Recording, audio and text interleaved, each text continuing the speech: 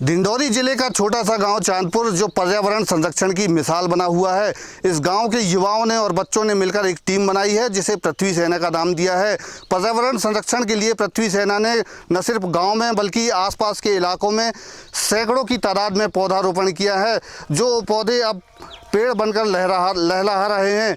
और हमारे साथ पृथ्वी सेना के कुछ सदस्य मौजूद हैं, उनसे हम बात करते हैं कि उनको इस मुकाम तक पहुंचने में कितनी मेहनत लगी और अब तक उनको कैसा रिस्पांस मिल रहा है। जी बताइए, क्या नाम है आपका और कब बनी थी आपकी ये टीम और कैसा रिस्पांस मिल रहा है? मेरा नाम पीयूष कुमार शुक्ला है, मैं यहीं चांदपुर से बिलोंग करता हूँ।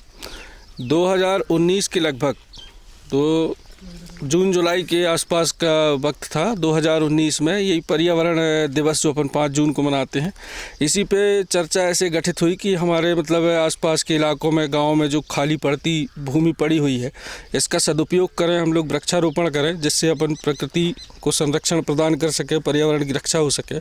ऐसी चर्चा चलते चलते शुरुआत में जो है ये टीम जो है 2-4 लड़कों से चालू हुई थी। धीरे धीरे हम लोगों के काम को देखते हुए आसपास के गाँव के लोग भी हमसे जुड़े, हमारे गांव के भी जो युवा साथी बच्चे, छोटे छोटे बच्चे भी हमारे साथ लग गए और धीरे धीरे हमारी ये टीम बहुत बड़ी हो गई। और हमारा ये काम निरंतर 19 से चालू हो गया। 2019 से हमारा काम मुख्यतः ये है कि जो खाली पड़ी भूमि है, चाहे सरकारी हो चाहे प्राइवेट हो, जिस भूमि का उपयोग नहीं हो रहा है वहाँ हम लोग वृक्षारोपण का काम करते हैं।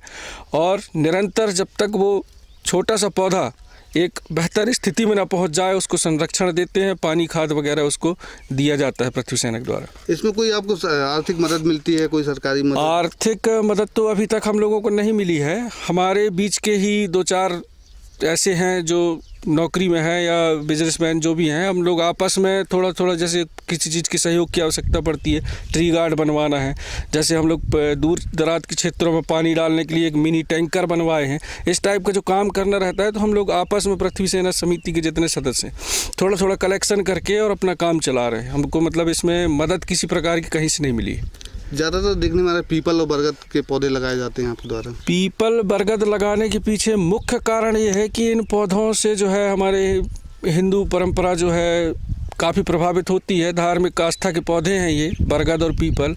इन पौधों को न काटा जाता है, न इनको नुकसान पहुंचाया जाता है। और यहाँ तक कि आपको देखने में आएगा कि बरगद और पीपल के पौधों को जो है मवेशी वगैरह भी नुकसान नहीं पहुंचाते, जिससे ये पौधे लगाने में, संरक्षित करने में हमको आसानी होती है। बड़े पौधे हैं, छायादार और ज़्यादा मात्रा में ऑक्सीजन देने वाले हैं, तो ज़्यादा फायदे के लिए हम लोग जो है पीपल बरगद को मुख्य रूप से लेकर के चल रहे हैं। ऐसा भी बताया जाता है कि पहले जल संकट की स्थिति थी गांव में, फिर जल संकट की स्थिति भैया चांदपुर में तो थोड़ा बहुत देखने को मिली, हमको आसपास के क्षेत्रों में ज़्यादा समझ में आया। उसी को देखते हुए हम लोग जो है जागरूक हुए और लोगों को जागरूक करना चालू किए कि जो स्थिति हम देख रहे हैं वो और घातक ना हो पाए, उससे पहले आप सचेत हो जाओ।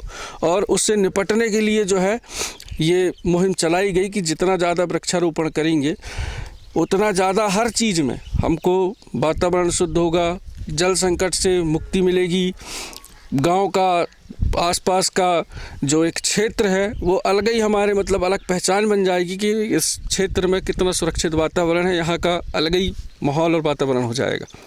हमारे साथ कुछ और युवा भी मौजूद हैं, उनसे हम बात करने की कोशिश करते हैं।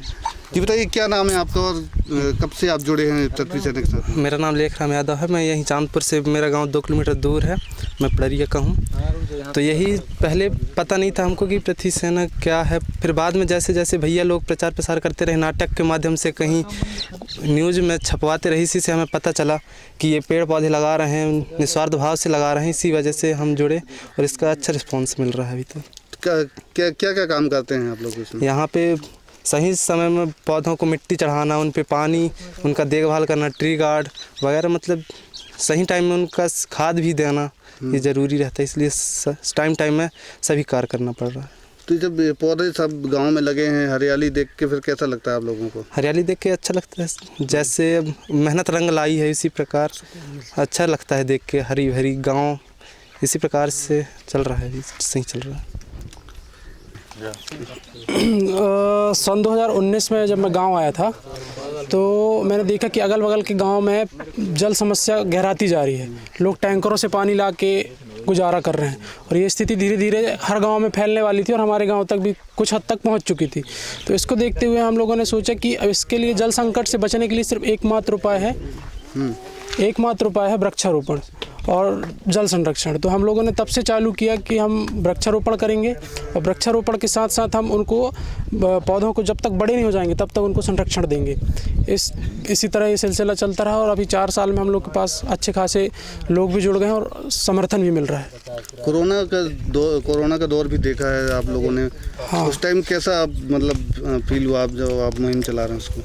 कोरोना के समय हम लोगों ने बहुत महसूस किया लोगों की समस्याओं को और हम लोगों को खुशी थी कि हम लोग कुछ तो कर पा रहे हैं अपने देश के लिए, अपने गांव के लिए, कि इस दिशा में हम लोगों ने पहले से एक कदम रखा हुआ था और इसको लगातार हम आगे बढ़ाते जाएंगे। तो पीपल और बरगद लगाने के पीछे क्या लॉजिक है? पीपल और बरगद लगाने के पीछे हम लोग के पास 2-3 कारण हैं। एक तो ये हमारे आस्था से जुड़े हुए पौधे हैं तो इनके संरक्षण में हमें सहयोग मिल जाता है। दूसरा, ये पौधे हमें ऑक्सीजन ज़्यादा मात्रा में देते हैं क्योंकि इनके पत्तों का साइज़ बड़ा होता है, इनके पत्तों की संख्या ज़्यादा होती है और पेड़ बड़े होते हैं। तो दूसरा कारण ये है कि ऑक्सीजन ज़्यादा देते हैं। और तीसरा कारण ये है कि नदी के आसपास हम लोगों ने इन्हें लगा के रखा है तो इनसे हमें नदी के आसपास साफ़ सफाई भी मेंटेन करने में सहयोग मिल जाता है। जल संकट से भी कहीं ना कहीं, जल संकट में तो ऑब्वियसली पेड़ पौधे हम लगाते हैं वो कहीं ना कहीं जल संकट से उबारने में हमें मदद करते हैं। और एकमात्र कहना चाहिए उपाय जो है, स्थायी उपाय, सिर्फ वृक्षारोपण है जल संकट से बचने का। कितने पौधे अब तक आप लोग लगा चुके हैं और अब जो पौधे अब पेड़ बन गए हैं उसको देखने के बाद आप कैसा फील करते हैं? बहुत सेटिस्फेक्शन होता है जब हम लोग देखते हैं कि हम लोग के लगाए हुए पौधे बड़े हो रहे हैं, पशु पक्षी उसमें छांव ले रहे हैं, उनको खाने के लिए कुछ मिल रहा है, तो इसके हम लोग को बहुत ज़्यादा आत्मसंतुष्टि मिलती है। कितने पौधे अब तक लगाए थे? लगभग हम लोगों ने पौधे लगाए हैं 2000 के आसपास लगा चुके हैं हम लोग पौधे, जिसमें सभी प्रकार के पौधे हैं, आम, जामुन, करंज, पीपल, बरगद, ये सारे नीम, ये सारे पौधे हैं। अच्छा, ये कुछ पेड़ों की कटाई पे भी आप लोगों ने कुछ प्रतिबंध लगाए हैं? किस टाइप? पेड़ों की कटाई पे प्रतिबंध पृथ्वी सेना की तरफ से पूरी तरह से प्रतिबंध लगा हुआ है। और हम लोग को जैसे ही कोई ऐसा मिलता है केस कि किसी ने जंगल में शिकार किया है या वृक्ष पौधों को काट रहे हैं तो तुरंत हम लोग फॉरेस्ट गार्ड तक पहुंचते हैं और कार्रवाई की मांग करते हैं।